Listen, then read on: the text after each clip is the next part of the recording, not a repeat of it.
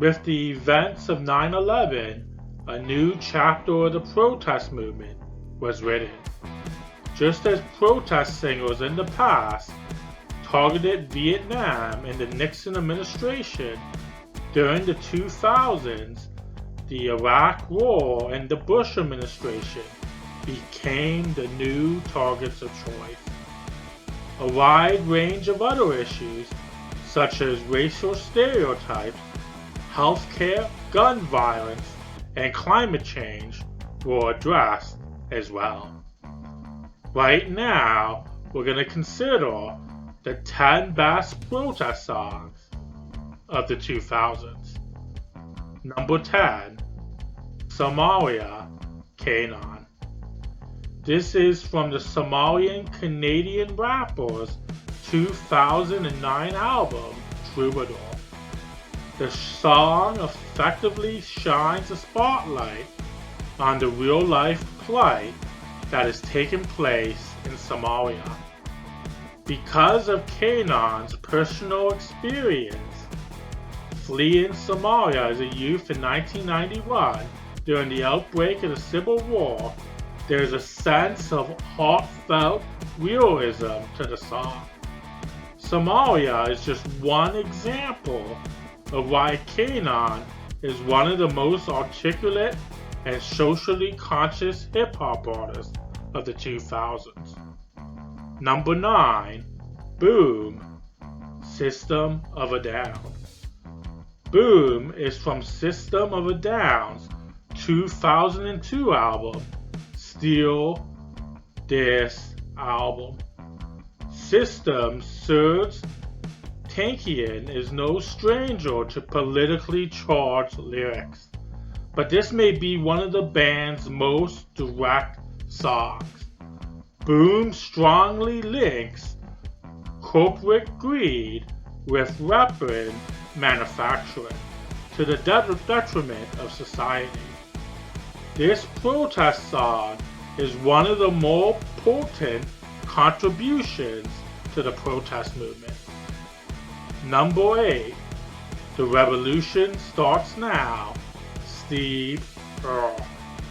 This is the title track from the Maverick Country Rockers' 2004 album.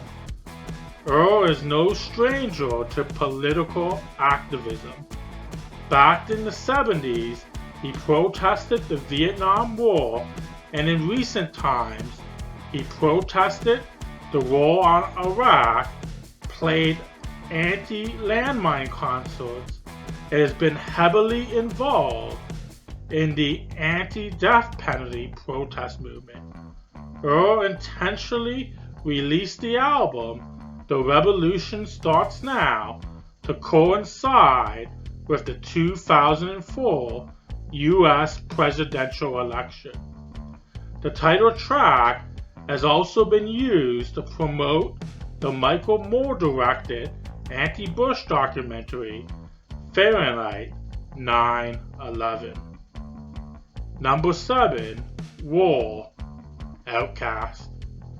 From the 2003 double album Speakerbox / The Love Below, and essentially a big boy solo track, War could very well be the most political song OUTKAST ever recorded. The verses are an aggressive verbal barrage on the Bush administration and the war in Afghanistan. It also offers insightful observations on the high cost of healthcare and how Big Pharma exploits people's health for profit. Some of the characters may have changed, but the issues are still relevant. Number 6, When the President Talks to God, Bright Eyes. Conor Oberst of Bright Eyes was another key figure in the socially conscious folk singer revival. When the President Talks to God was originally released in 2005 as a free iTunes download. In many ways, it's a throwback to to the protest songs of the 60s protest movement. As far as protest songs go, it doesn't get much more direct. There is no questioning or burst intent. The song is a scathing attack on then President George W. Bush, his policies, and his claims that God tells him what to do. Number 5, Intervention, Arcade Fire. Intervention was released as a charity single in December 2006 and was featured on Arcade Fire's 2007 album, Neon Bible. The album as a whole was a subtle protest on the effects of media consumption, focusing specifically on commercialism, religious fanaticism, and overall paranoia. Interventions carries on those themes while also broadening the scope. It makes statements concerning the war in Iraq while linking war with religious hypocrisy. Arcade Fire is one of the more important socially conscious indie rock bands of the 2000s. Number 4, Radio Baghdad, Patti Smith. This is from the legendary punk poetess 2004 album, Trampin'. Patti Smith is no stranger to socially conscious lyrics. She has been actively involved with the protest movement for over 3 decades.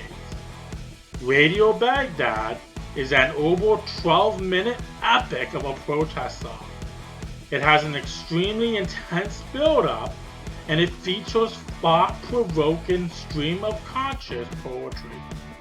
Smith links the historical importance of Baghdad with the current war-torn strife that is taking place.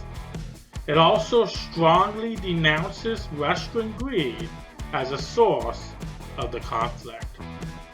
Number 3, Thin Blue Flame, Josh Ritter.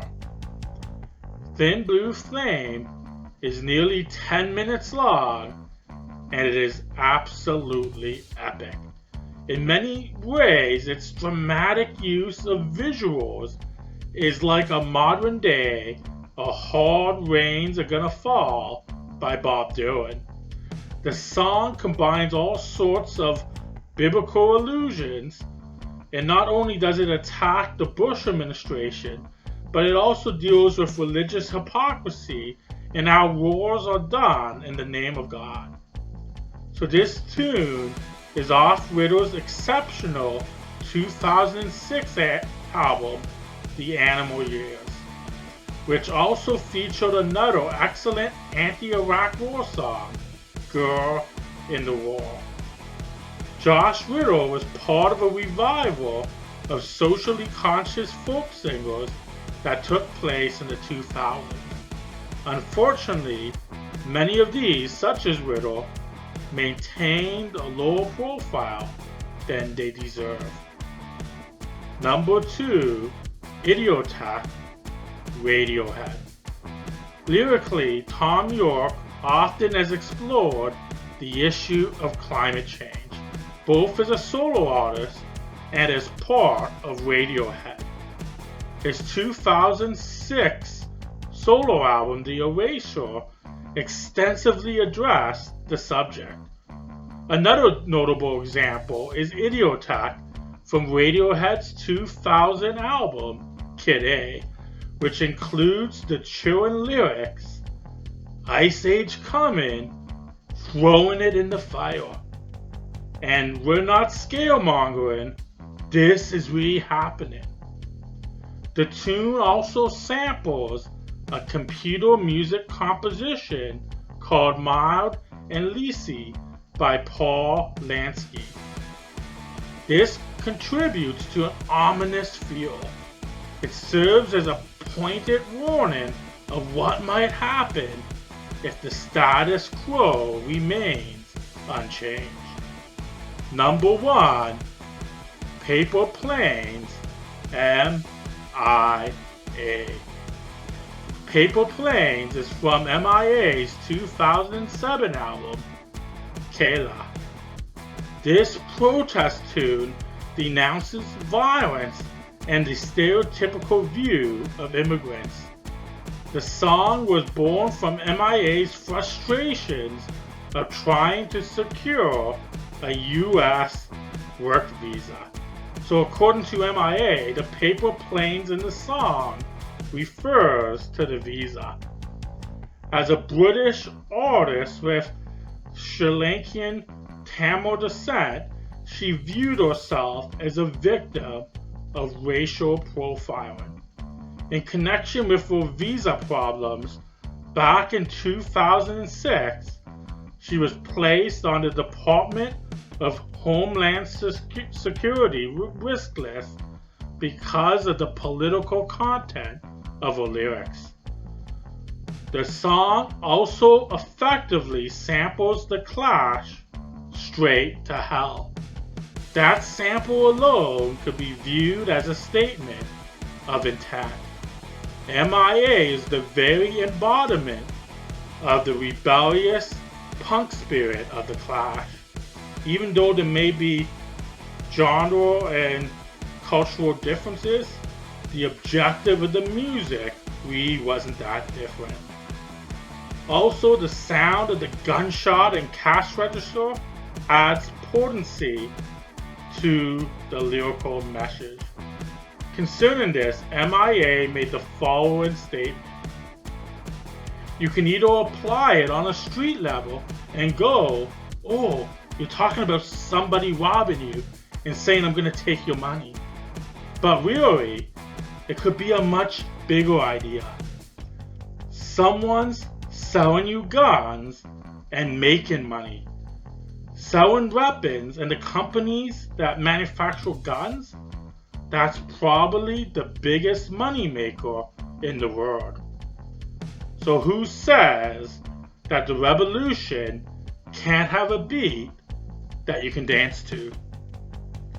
So this concludes the 10 best protest songs of the 2000s. So what are your favorite protest songs of the 2000s? You can protest the list in the comments. And if you enjoyed the content, please like and subscribe.